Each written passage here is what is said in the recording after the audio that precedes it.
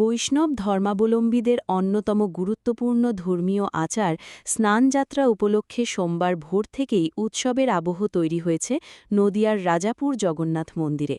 ইস্কনের এই ঐতিহ্যবাহী মন্দিরে আজ শ্রী শ্রী জগন্নাথ, বলদেব ও সুভদ্রা মহারানীর মহাস্নানকে কেন্দ্র করে দেশ বিদেশ থেকে আগত হাজার হাজার ভক্তের সমাগমের প্রত্যাশা করা হচ্ছে। বৈদিক মন্ত্রোচ্চারণ, কীর্তন, পূজা ও প্রসাদ বিতরণের মধ্য দিয়ে সারা দিনব্যাপী চলবে উৎসবের বিভিন্ন ধর্মীয় অনুষ্ঠান। হিন্দু শাস্ত্র অনুযায়ী জ্যৈষ্ঠ পূর্ণিমা তিথি শ্রী জগন্নাথ দেবের আবির্ভাব দিবস হিসেবে বিবেচিত। সেই উপলক্ষেই প্রতি বছর এই দিনে অনুষ্ঠিত হয় স্নানযাত্রা। আচার অনুসারে ১০৮টি পবিত্র কলসে সংগৃহীত জল, চন্দন, সুগন্ধি দ্রব্য এবং বিভিন্ন তীর্থের জল দিয়ে শ্রীবিগ্রহের মহাস্নান সম্পন্ন করা হয়। পরে ফল, মিষ্টান্ন ও নানা উপাদানে বিশেষ ভোগ নিবেদন করা হয়। স্নানযাত্রার অন্যতম আকর্ষণ হল গজবেশ। মহাস্নানের পর জগন্নাথ দেবকে হাতির রূপে বিশেষ অলঙ্কারে সজ্জিত করা হয়, যা দর্শনার্থীদের কাছে এক অনন্য আকর্ষণ। এর আগে শোভাযাত্রার মাধ্যমে শ্রী জগন্নাথ, বলদেব, সুভদ্রা, সুদর্শন ও মদন মোহনকে স্নান বেদিতে আনা হয়। ধর্মীয় বিশ্বাস অনুসারে মহাস্নানের পর জগন্নাথ দেব জ্বরে আক্রান্ত হন। এরপর শুরু হয় ১৫ দিনের অনবসর বা অনাসর পর্ব। এই সময় ভক্তদের দর্শনের জন্য মন্দিরের মূল বিগ্রহ আড়ালে রাখা হয় এবং রাজবৈদ্যের নির্দেশ অনুসারে দেবতাকে ভেষজ ওষুধ ও বিশেষ পথ্য নিবেদন করা হয়। অনবসর শেষে নেত্রোৎসব বা নবযৌবন দর্শনের মাধ্যমে পুনরায় ভক্তদের সামনে আবির্ভূত হন মহাপ্রভু।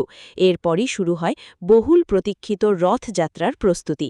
ইস্কন মায়াপুরের জনসংযোগ আধিকারিক রসিক গৌরাঙ্গ দাস জানান, স্নানযাত্রা জগন্নাথ সংস্কৃতির এক গুরুত্বপূর্ণ আধ্যাত্মিক উৎসব। বিপুল সংখ্যক ভক্তের কথা মাথায় রেখে দর্শন, প্রসাদ বিতরণ, নিরাপত্তা এবং অন্যান্য পরিষেবার বিশেষ ব্যবস্থা করা হয়েছে। সকলকে শৃঙ্খলা ও ধর্মীয় ভাবগাম্ভীর্য বজায় রেখে উৎসবে অংশ নেওয়ার আহ্বান জানানো হচ্ছে।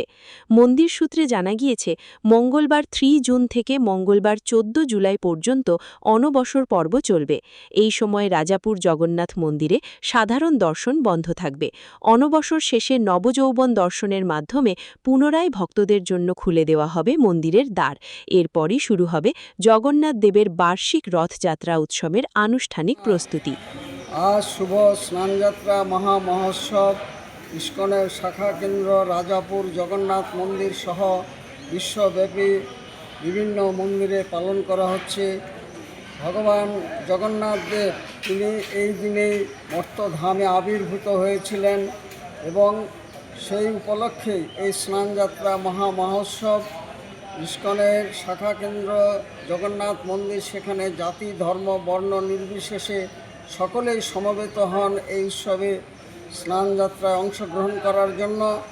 বৎসরের একটি দিনে তারা পরমেশ্বর ভগবানকে এই স্নানযাত্রা অংশগ্রহণ করে অভিষেক করার সুযোগ পান এবং স্নানযাত্রার পরে তার জ্বর হয় পরমেশ্বর ভগবান, এটি তার বিশেষ লীলা এবং তিনি অসুস্থ লীলা করেন, তার দর্শন পাওয়া যায় না।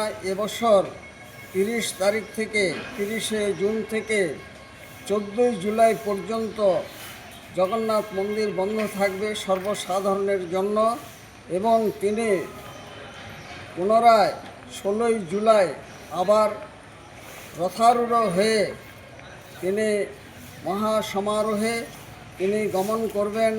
জগন্নাথ দেবের রথযাত্রা হবে এবং এই রথযাত্রা জগন্নাথ মন্দির রাজাপুর থেকে মায়াপুর চন্দ্রোদয় মন্দিরে আসবে এবং তিনি এখানে অবস্থান করবেন। এখানে আসার জন্য সকলকে সাদর আমন্ত্রণ। রসিক গৌরাঙ্গ দাস, ইস্কন মায়াপুর, জনসংযোগ আধিকারিক, নদিয়া।